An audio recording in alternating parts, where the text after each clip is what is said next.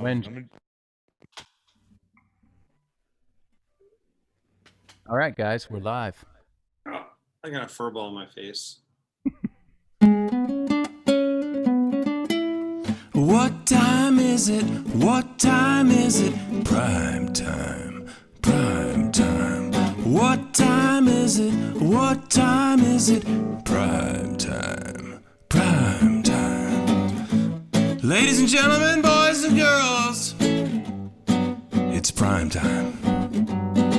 Broadcasting from his daughter's bedroom, somewhere in classy San Diego, that would be California.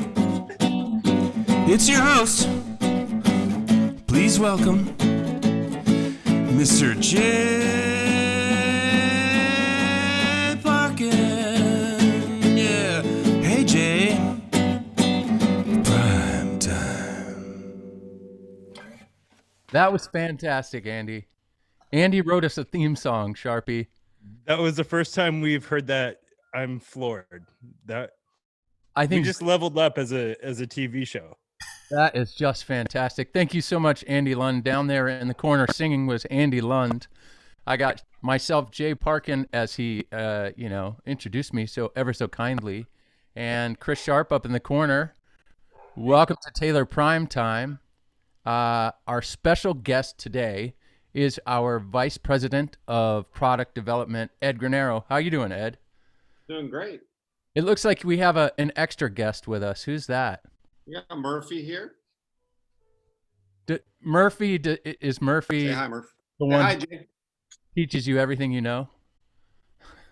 Murphy keeps me grounded. That's so good. For those of you just joining us and those of you who've been here before, Taylor Primetime, this is our weekly chit chat where we hang out as guitar nerds from San Diego, California, and just talk about guitars and everything Taylor. So, welcome to the show, Ed. Thank you. Today's subject, and we're going to talk about Taylor guitars are built to last. So we're talking about craftsmanship, and we're going to torture tested. We're going to talk a little bit about how we torture our guitars to make sure that they're good, built for longevity. Does that make sense? Yes. It does. All right. Ed, Vice President of Product Development at Taylor Guitars. So a lot of people hear, hey man, hey Sharpie, check out how many people are watching. Ooh, and rising. More than us? Good. Because of Murphy. More than normal. It's probably because of the theme song and the fact that Ed's on the show. And Murphy. we have a dog now. Yeah, we got a dog. You need to have a dog in every episode. Oh man, my dogs will make an appearance. They'll bark at some point. The fans are used to it. Anyway, so Ed, what do you do? How long have you been at Taylor? And let's start with that. Well, I'll start with how long I've been at Taylor. That one's easier to answer. It's been 24 years since I started at Taylor. Currently, what I do is I'm responsible for new product development, the process of new product development, from Andy's new ideas, right? Getting those ideas into production, working with sales and marketing after we're working through manufacturing, and then out the door. In addition to that, I'm also the guy responsible for our factories, the facilities. When we need a new factory, I have to build one. So that's kind of overall, in a nutshell, umbrella. That's what I'm doing. So 24 years ago, did you have that in that goal in mind, that at one point you were going to be responsible for so many things? No. 24 years ago, I was a furniture maker. I went to school for furniture making, and then I got a job at Taylor making guitars. Didn't know anything about it, but man, when I got there, did I fall in love. And I learned everything about it and worked on the production line, and little by little just started taking on more responsibilities and learning more things, and until today, I'm still learning. How many guitars were you making a day when you started, Ed? It was 50 guitars a day. And I seriously remember thinking, like, I need to find a job in a year from now, because who's buying 50 guitars a day? And we're not the only company, right? So here we are 24 years later at 700 plus. So we started this show out of this pandemic we're still in, and we're lucky we're back. You got the factory running, and so you've seen good times and some tough times at Taylor. How do you think we're weathering this storm? Because it seems like we're doing a pretty good job. Yeah, I think we're doing amazing. Taylor, every time the going gets tough at Taylor, because Bob and Kurt are there every day, now Andy, we are so grounded in knowing what's important that we're able to roll up our sleeves and do the hard work. And when the going gets tough like it is now, I think it's when we do our best work. So I think we're weathering it pretty well, all things considered. All things considered, I think. I mean, a lot of us are still working at home most of the time, and Yeah. you guys you kept the pilot light on, which was crazy. I don't know how you did it. And then, I mean, we've got new products. It feels like in January we launched this Builders Edition series, right? We had been working through Builders Edition for a couple of years, and we never stopped innovating. I mean, what is it like when Andy has an idea, or even back earlier when Bob had an idea, and how do you take that idea and just march it through? It seems you can't just push a go button or a play button and we make guitars.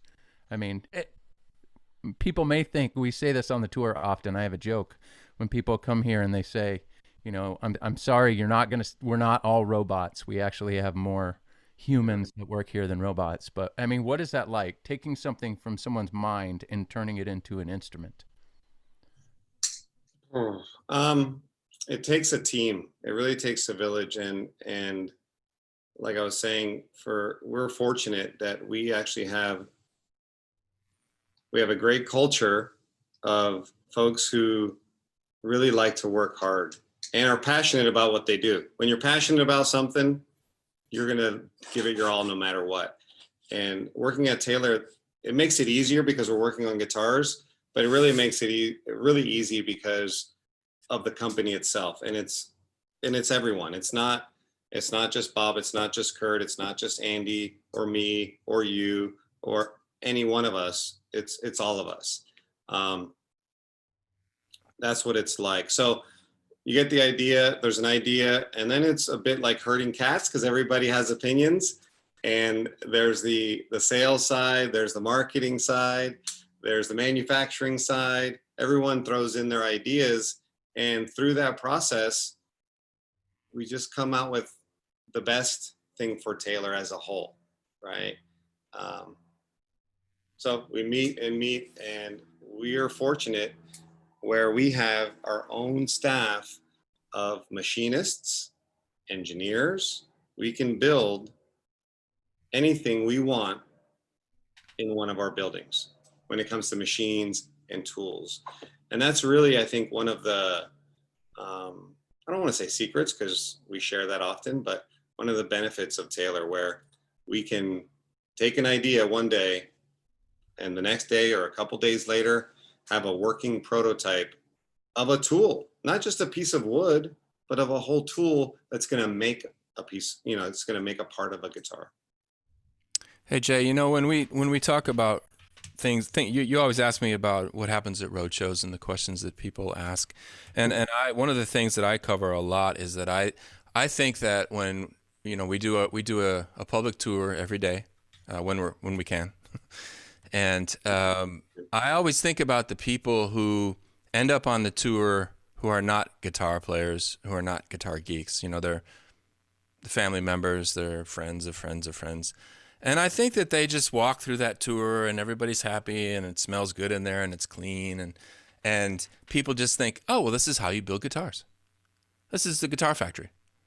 But I think the thing that I try to impress upon a lot of people is that people like Bob, people like Ed and Chris Wellens and Larry Breedlove, and people who were there at the very beginning, not only design excellent guitars, but they have designed a process of building excellent guitars. And that's one thing that you can't just go buy a book and say, here's how you can make a guitar factory. And so thanks for that, Ed. We appreciate you. No, it's true. We say it often on our side of the company, our side of the world. You know, we love guitars, but we love the process of making guitars almost as much. And for some people, even more. Like the tools, the machines, you name it. And seeing something come to life, that's where the real magic is for a lot of us. And yeah, that's the passion. How long does that typically take? Is there an average of Andy coming out of his workshop going, hey, look at this guitar I made. Could we make a lot of them now? Like, to getting it into the factory, new shape, whatever it might be. Is there a general time that takes, or is it just depends on materials and the guitar is? It's a great question. Hard to answer because it depends on what else is going on, the competing priorities. We talk about this all the time. One thing that this whole COVID pandemic thing is really showcased is when we can focus and we're allowed to focus, any one of us, on one or two or three things, you can really do amazing things. And you're starting to see some of the results of that now, and soon you'll see other things, but it's really amazing when you're able to focus. So there's so many things in a non-pandemic era where we're all working on and everybody wants things done, because you have to remember the team that I manage not only develops the new guitars and tooling and machines and processes and factories, but also maintaining all of the pre-existing versions of that, not just for the new stuff, but for our current models. And so it's a tall order. So when you can focus on a couple of things only, that's when the timeline can shrink dramatically. Or when your company depends on it. I remember when we released the T5, it was, I think we had the first prototypes, I want to say like June, July, August, and maybe August, and we were up in production. We were producing it by January, showing it at the NAMM show, and we were up to 60 guitars a day in a month, maybe 6 weeks. And it's amazing when you have to do something, you can do it pretty quickly, you know. Yeah, I can say I'm the youngest one here, I guess, right? Sharp's been here for 12 years. You've been here, Andy, for over 12 years, right? 13, and Ed 24. And I think coming into the factory, first of all, it's exciting, right? It smells really good, and you walk around and you see some really cool tools, and then you see some that look like, even when we had Bob on the first Primetime show, we talked about the carousels, the carousel that looks like a Home Depot special, the one that for book matching backs, and so when it comes to building tools, I mean, I'm sure there's stuff that the marketing team doesn't see or the sales team doesn't see, where you guys go invest in new stuff, but Yeah. it doesn't seem like it. It seems like we always build with what we have. However, every time a new instrument comes out, it's almost like we have to rebuild the factory. Can you talk about that? Yeah, no, that's true. People often ask for certain guitars, certain things that we don't currently make, and it's always a matter of asking ourselves, what would we rather do, right? And how much effort is it going to take? Because the minute you come out with a new shaped guitar,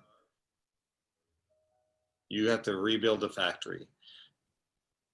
So not just a new shape, now add in Andy Powers and what his designs require of a guitar. Now you're talking about things that we've never done before. So every step of the way, it's great because he's challenging how a guitar functions, which means that's challenging how a guitar is made. And the tolerances we now have to keep because of his designs they were pretty extreme before, and now it's every step of the way it requires even greater tolerance, you know.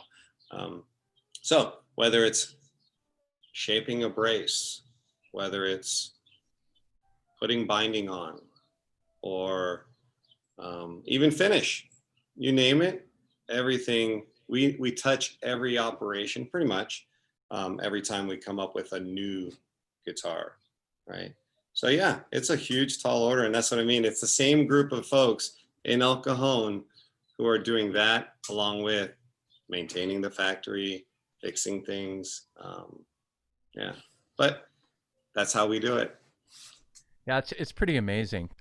So the name of the subject of this actual show is torture testing guitars, because it's pretty exciting. We can walk around the, you know, I get those questions. Has Andy Powers ever just picked up a guitar and smashed it on the ground? And I'll ask him and he'll say yes.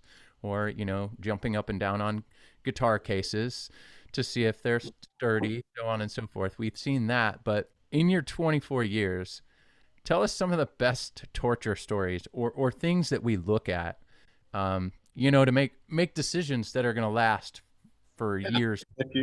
If you look at every single Taylor El Cajon made neck, and a lot of the Tecate made necks now, they have that scarf joint, right, where the peg head meets the shaft of the neck. We went through, I don't know how many necks, breaking them one after another, and testing to see how strong that joint is, to prove later on to folks to be able to say, yeah, that joint is actually stronger than if it was one piece neck, right? And all that's kept in little books, you know, we keep all the measurements, and at what point did that neck break? We go through extensive testing. We put guitars actually on the roof of our buildings in cases to see, okay, what if someone leaves their guitar in the trunk of a car or outside? You know, what do we expect from that? Or to speed up the process of maybe guitars going across the ocean, you know, how are they gonna hold up during the freight? Yeah, we go through a lot of testing. We made our own little drop testing machine after the guitars are cased and boxed, and when the UPS person is throwing it on the truck, how does it hold up to that? So we've replicated all of that in an effort to ensure that the designs we're putting out into the world are going to hold up, because they're lifetime warranted guitar. Have you ever put guitars in ovens? Yeah, we have we call a Humi chamber. So it holds the temperature at a certain degree, or the humidity, for however long we want it, whether it's a day, 2 days, a week, 2 weeks. We put it through a cycle. And if someone lives in, you know, the Northwest or in Florida, somewhere humid, hot and humid, we can replicate that environment to see how the guitars are going to hold up. That's cool. Yeah. And you find out a lot. You find out your weak points, and then you make adjustments, and you make a better guitar at the end of the day. That's, you know, in all my time here, I didn't really know too much about the torture department, but with that, is it something that we're working on as we're coming out with a new model, or will we revisit that on, say, a 314 that's been in the line for years and years, and just check to see over time, like, hey, let's look back on that and see where we are, if we need to make any updates? Or is it just as we're coming out with a new tone wood or a new shape? Typically it's no, it's all the time. It's constant, and it's not even on, sometimes it's not even on models. It's on certain wood combinations, or maybe different glues that we want to try. We do it every time we do a new model, just to make sure, but it's constant. It's all the time, and it's not necessarily per model. You know, and sometimes things just start failing out in the field, you'll just run into, we had a period where our peghead veneers for the Lexan, we used to have plastic peghead veneers on the babies. They just started peeling off for no reason. And well, come to find out, the reason was the vendor changed something in their process.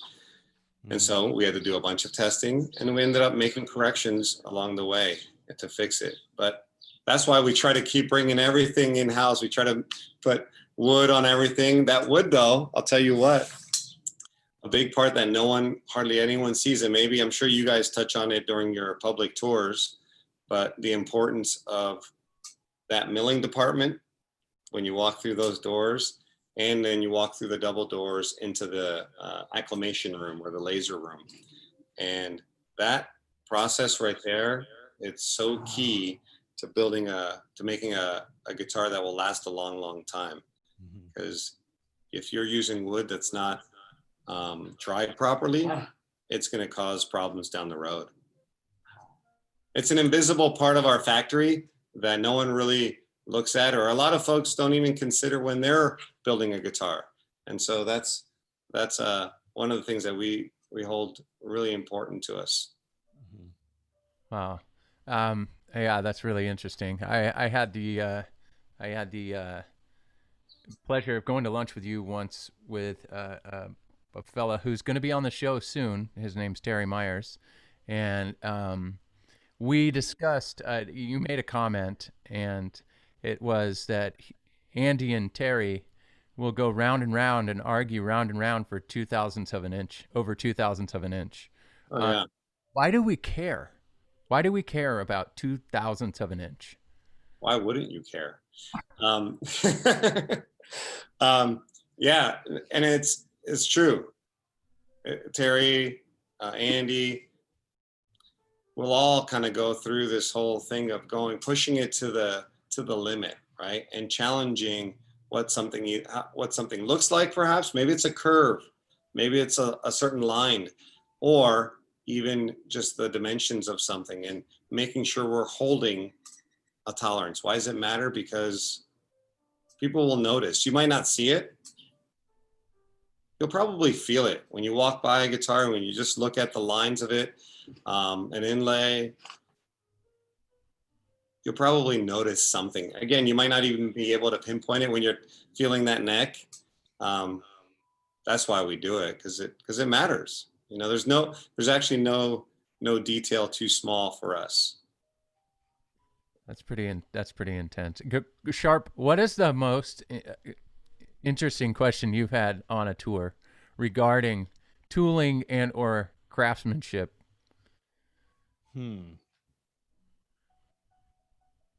I put you on the spot. Yeah, I'm kind of stumped on that one. I stumped Sharpie. I'm gonna be a really good interviewee and deflect to that. But I'll tell you what my favorite thing to talk about on my tour is, and it has to do with Ed's group, is our carousel, where we glue the tops and backs together. That was my first 2.5 years at Taylor. That was my job. Working right there? Yep. Okay. I mean, it was one building. It was the 1940 building. Only the whole company was in that one building. But yeah, I did that for half the day. Yeah. So we did this thing, like if you're a new employee at Taylor Guitars, it's called onboarding. You work in every department. Jay, I think you did it when you came on, right? I had been here for a long time, but being a tour guide and talking to people, they're like, hey, you should go try this out. I got kicked off that thing, off that carousel. But what I really like talking about and talking to it when I'm on my tours is how we were looking for that kind of tool, right, to be more efficient in the way we build guitars. Yeah. And we couldn't find one. So that was a Taylor invention right there to help us building and build successfully. And where, say, for that tool and so many tools we have around the shop now, is the people that can fix that if anything happens to it are 2 doors down, and we can have it fixed in 5 minutes. So one of the things about your department and your team and everything that they do is how much we do on our own to make sure we don't need to rely on somebody else that can go, hey, we can be there in 3 days. We're like, no, we'll be back up and running in a couple minutes. It's really cool. And a lot of people don't think when they think about guitar building, they're just like, Yeah, okay, it's a, they just like I get said, made, it's you know? yeah, it's a huge competitive advantage, to be able to have an idea, go make something and try it out. Yeah. You can't go to the you can't go to Home Depot and get guitar making tools. Mhm. You really can't. So you have to design your own. And that's where actually the fun comes in. We have our lead engineer, Wayne Brinkley, super talented, can build kind of anything, and he builds things to last. And if you go to Taylor, you'll see tools that, like you said, you walk by, you might not think anything of it, because they kind of look the same or whatever. But it's the ability to design that, to build it, and then to maintain it, because they're used so often every single day to make these guitars by different folks, right? And you have to walk up to them and be able to use them. Again, it's a huge part of Taylor's success. Yeah. One thing that was really interesting as well, and forgive me because everything now is 5 years ago in my No, mind, I know. but from our factory in El Cajon to where we build our babies to 200 series models in Tecate, Mexico, which is about Yeah. 45 minutes from right over the border. That brand new facility that you and your team built is incredible. You see a lot of the very same tools that we have in our factory in El Cajon that you see down there. So it's built very much the same. When you doing that, did you look at our factory and go, here's some shortcomings that we have right here where we could be more efficient in this new space, and here's some things that do really well in our factory and we definitely want these down there? Or did you just go kind of like blank sheet, start from scratch on that? Good question. So yeah, that was one of the larger projects I've ever had to undertake. It's a 119,000 square foot factory. And yeah, a lot of folks have called it the nicest guitar factory in the world. And it actually started with a blank slate. We had a blank canvas to fill in. And in talking with Bob, I mean, Bob's obviously Bob and he knows everything. But a lot of folks, when you think about, oh, you have the opportunity to build a factory, what they're going to say is, ooh, start with a tree on one end, whittle away on the tree, and on the other end, a guitar comes out. That would be the ideal factory. And he and I were talking about this and how to lay this factory out, what's important. And he mentioned an amazing philosophy. He's like, you know what, instead of doing that, because the minute you line things up like that, hold on, Murphy, I'm talking. The minute you do that, you line things up perfectly, guess what? A new guitar comes in, or you have to increase the numbers of guitars you have to make per day. You need a new machine to do something. Now your whole perfect production line is interrupted and corrupt. Mm-hmm. So that never works. What you want to do is think about the people working there. You want to think about their day-to-day, their environment, how are they feeling each day? And so what we did is we designed the factory to be quiet and clean on one half of the factory, and then dirty and noisy on the other side. Dirty, where sawdust is happening, where you're running machines, sanders, table saws, things like that. And that's what we did, because the folks working in the dirty and noisy, they're expected to wear protection, and that's the expectation. When it's clean and quiet, you don't want to be dirty and noisy, right? And to me, that was super important. So that's what we did. That's how we laid out the factory, and worked with all the teams, again, in manufacturing, in HR, of course, finance, to work through what that factory actually became. And now it's it's run on its own. It's an amazing place. And if we can ever do tours again in the world, yeah, everybody should visit that place. That was actually a question that just came in. Our factory visit's going to resume soonish. We haven't even visited the factory too much as employees yet, so we want to open the doors back up to everybody. It's just going to take time. We're following all of our guidelines by our state and everything. Hey, last week we had everybody, for sure. Last week we had Scott Paul on the show, and we were talking about working on becoming sustainable. And how does that fit into your world? Especially like when you talk about designing a 119,000 foot massive factory. I think it's easier for some of us to think about, well, we can think about a tree and the tree's life and not turning it into sawdust, turning it into a product. But in your world of product development and your world of managing engineers, tooling, what does that word mean to you? And what's your goal for that? Yeah, right.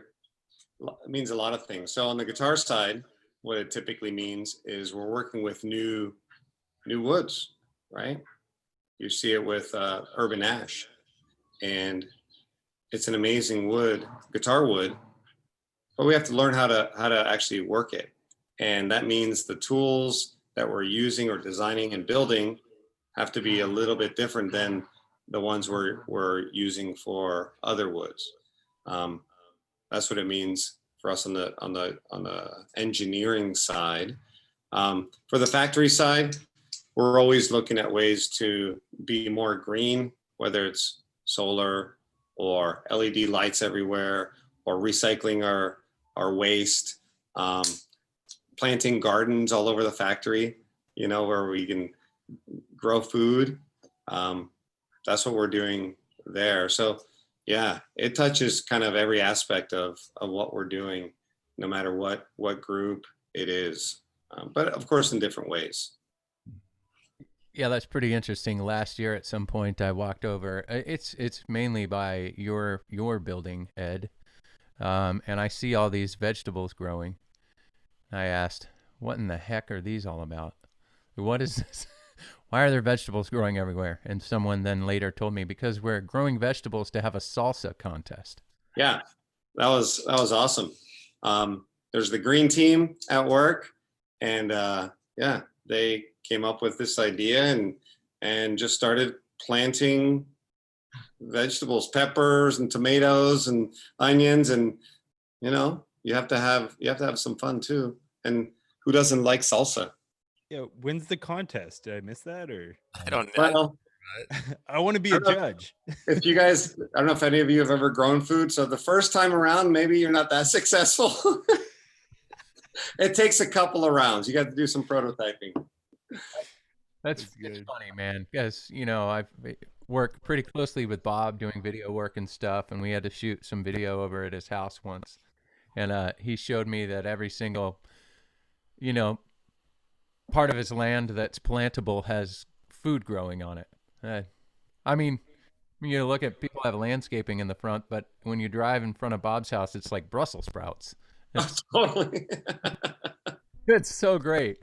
Well, that's fantastic, Ed. Thank you for giving us some insight on what you guys do over in your building, in your neck of the woods. I think we got some questions coming in.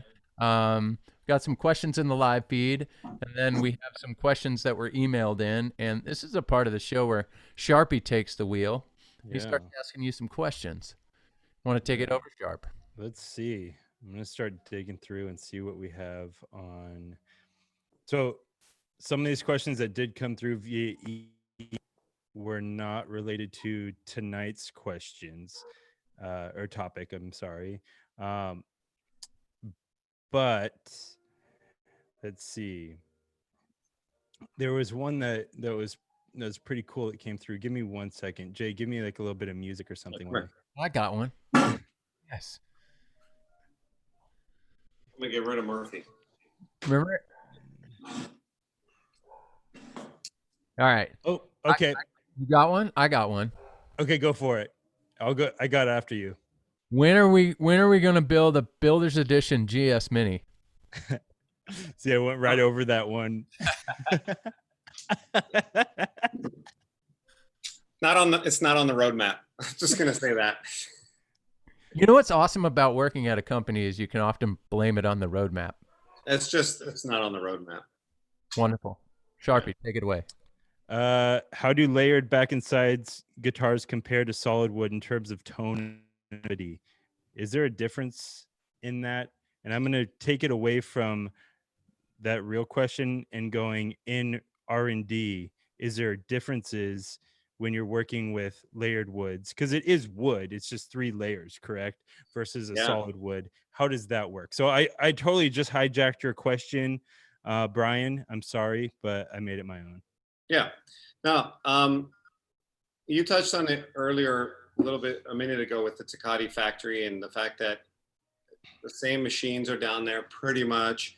And it's true. Our guitars made in Mexico, there's a lot in common with as far as the equipment we're using, the machines, the techniques. It's the materials that are a big difference. And of course, all the details in the guitar. But when it comes to layered wood, it's actually a little bit more challenging than the solid wood as far as pressing or getting that shape. Why? Because you have 3 layers, you have glue involved, and you have presses that need to press those parts together. And everything needs to be like, I don't know, kind of perfect for it to work. Perfect contact, perfect heat, for that glue to set, for that sandwich to be assembled. If you have any sort of misalignment or gap, then it's not going to work. So that's actually a huge challenge, and we spent years, and I'm not being dramatic, years and years to develop our current process that we're doing now, the tools, the equipment.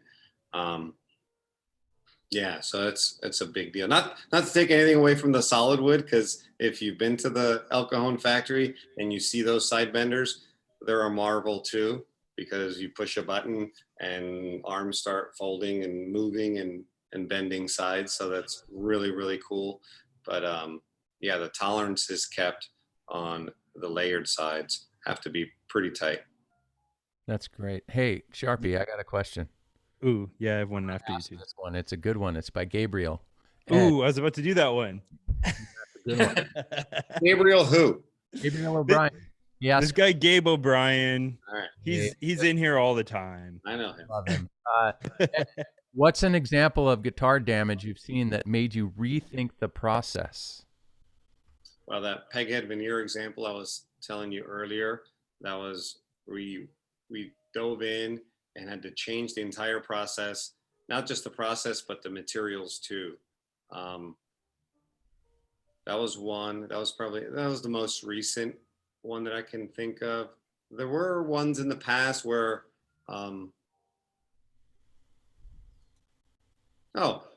cases, making sure cases are the right size for a new guitar, and maybe the bridge, it'll hit the bridge and you'll start seeing some top cracks or different things like that. Few and far between. We actually do, like I said, a pretty extensive job in testing and torturing prior to things going out. So typically it's something else that changes down the road where we'll see some damage. I don't know if that makes sense. Andy, I don't know if you've seen examples of what I'm talking about, but I have seen examples, and I think one of the things that is difficult for a lot of people to understand is that some of them don't appear right away, right? Yeah, it's down the road. Yeah, and you mentioned earlier about vendors changing formulas, right? That's been on more than one occasion that I can remember where we've had things that caused things to come unglued that looked fine when they left the factories, or caused discoloration, right? So those are things that we hope for complete transparency with the vendors and the products they sell us, but it's not always possible, right? Yeah, people always say, well, why don't you just outsource more of what you're doing so that way you can do even more? And you think about it for a minute, and then you realize the dependency you're then going to have on someone else, and they're going to have the same problems you have. They're going to have the same challenges every day that you have. For us, though, at least they're our problems, and we can control them. Mm-hmm. That's why we try to do things ourselves. We do our own machining and tooling. We have finish experts, you name it. We try to bring it in-house for that very reason.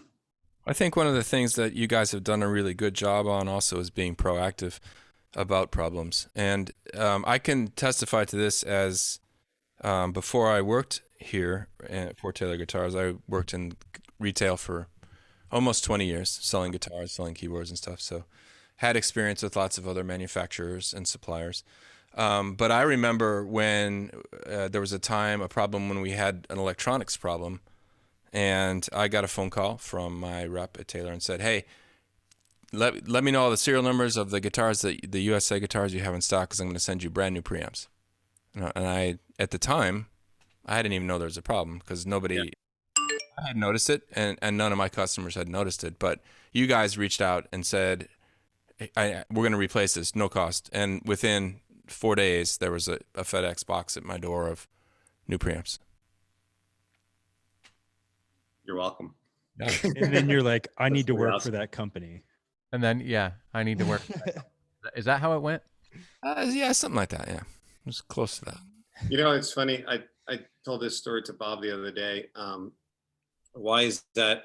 Why are we like that? There's really no detail too small at Taylor. And really for Bob, for anybody who's worked with Bob Taylor or knows him or whatever, he pays attention to every detail. And those of us who work closely, we're kind of the same way.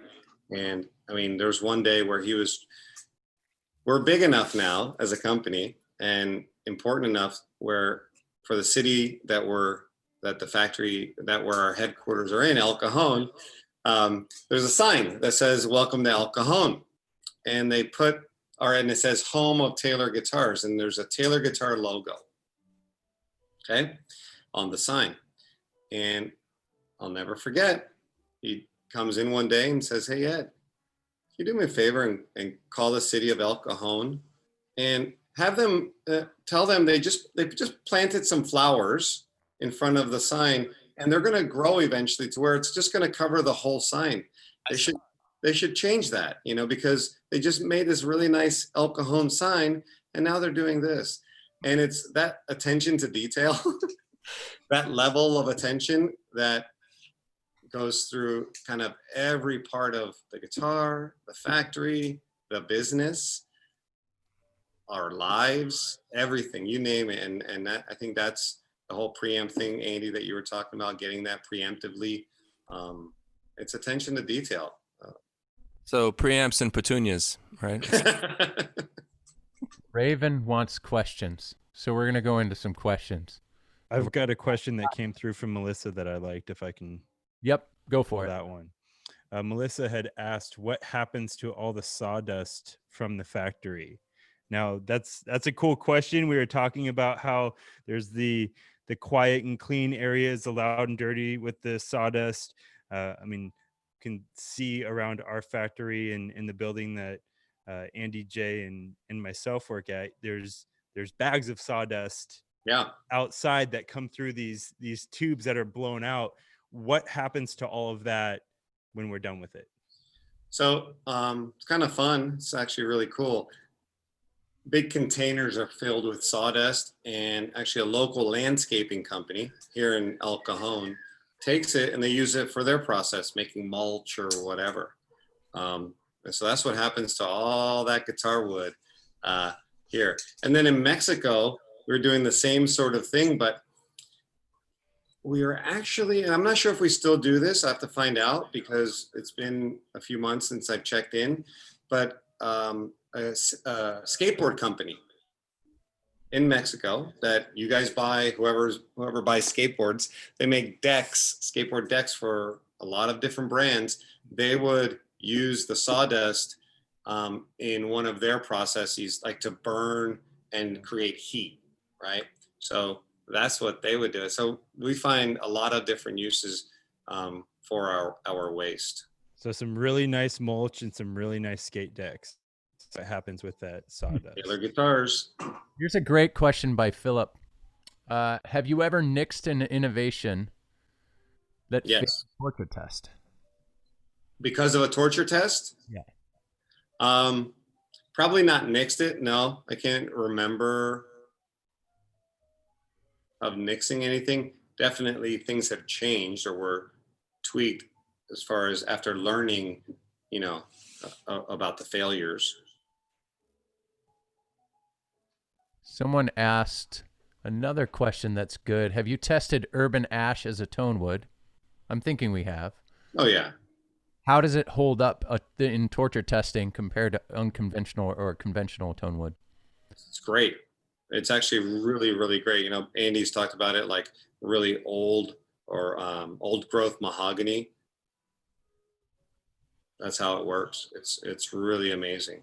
So no issues there. Sharpie, On. any questions? Yes, sir. I'm just looking at all these. There's a bunch that came through. I used to get a lot of questions when V Class first came out at roadshows. People, and one of the most common ones was, "Is this strong? Is the bridge going to come off this? Is there going to be a belly on this guitar?"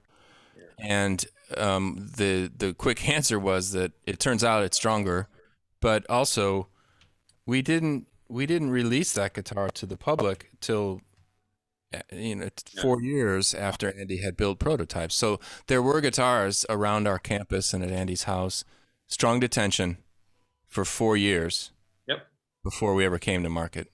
Yeah, and that's true for pretty much everything you see that we release that comes out. It's years in the making, right?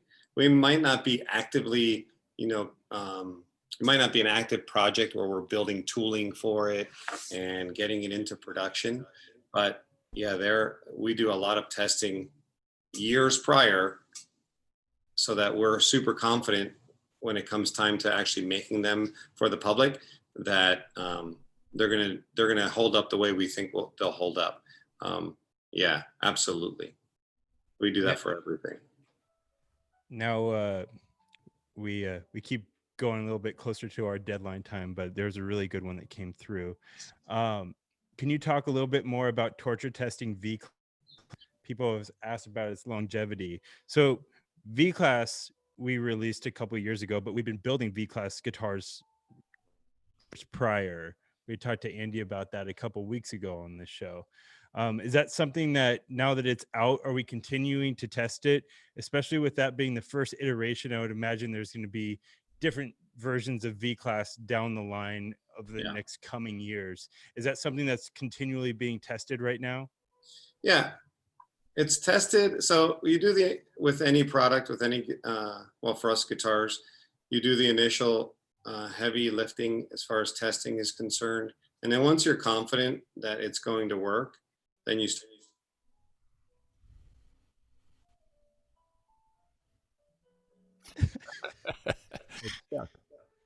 It's stuck. Where'd that? We lost him. Uh-oh. Oh no. What do we do? That's where the further testing continues. Oh, good. Oh man, Ed. And we lost her, man. We lost you and you froze on the screen for quite a while. Can you hear us? Did I lose you guys? We can hear you now, but we can't. You're not moving very much. You're pretty much stuck. Well, Sharpie, we were about to get to Sharpie's question. Yeah. Are you there, Ed? This is our first real technical difficulty we've had on this show. I think it's we broke the internet. We broke the internet once. That was fun. And well, you know what? We've never had to do this before. But can you hear us, Ed? We'll give him a minute or two. Maybe he can log back in. This is awesome. Hmm. You there? He's stuck. Can you see us?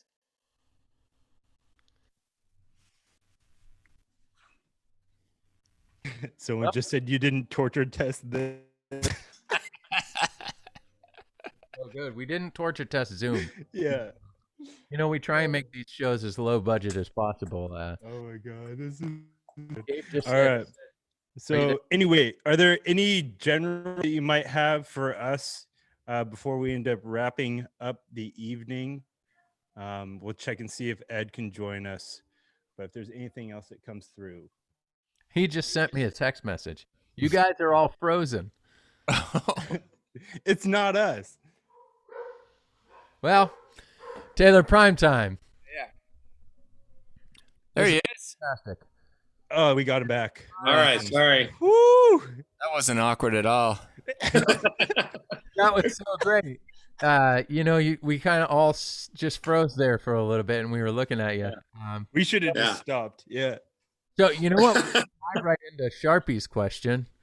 This is fantastic. No, Zoom meetings, you know what? We get you, Zoom meetings, but we wanted a low-budget show on YouTube, and that's what we're doing, and this is fun. So thanks, guys, for hanging in there. That was awesome. Sharpie's question. Yeah. Yes. Hey, Andy, Yeah. you want to play us a little something?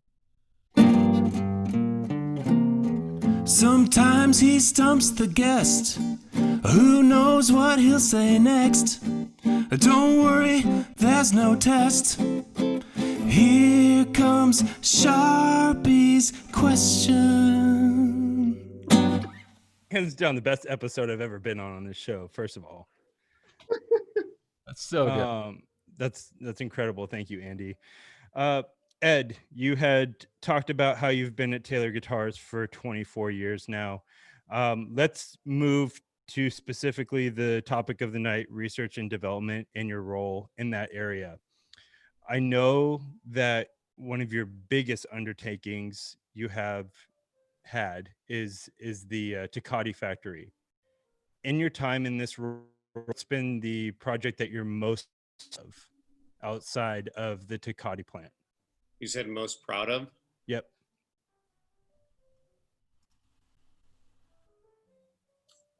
I don't think you're going to be able to stump me because I could just come up with something. Yeah. Well, I could say like cheesy things, like being a great teammate and just being a part of Taylor. But yeah, I don't know. I look back to the development of the T5 pretty fondly. I think that was a pretty exciting time for Taylor and for all of us involved, because it was such a complete departure from anything we had done prior to it. And I think that was pretty incredible. Yeah, I'm gonna say the T5. Right on. That's cool. All right. We didn't stump him tonight, you guys. We'll We have to have him back on again.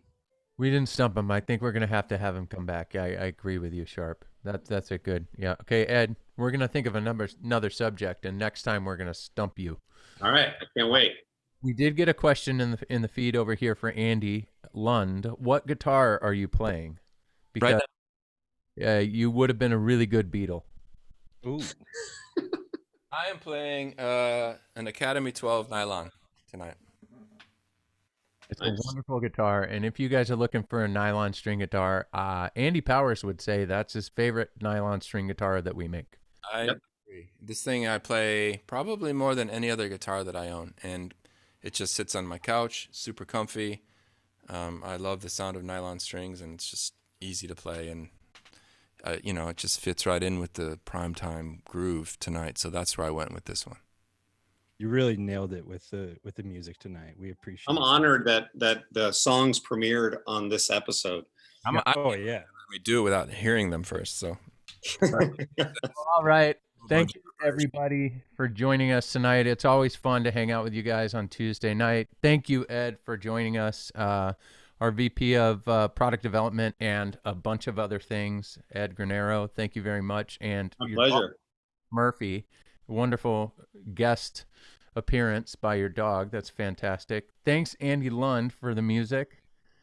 I back it. I think we should do more music. And Sharpie, as always, thank you.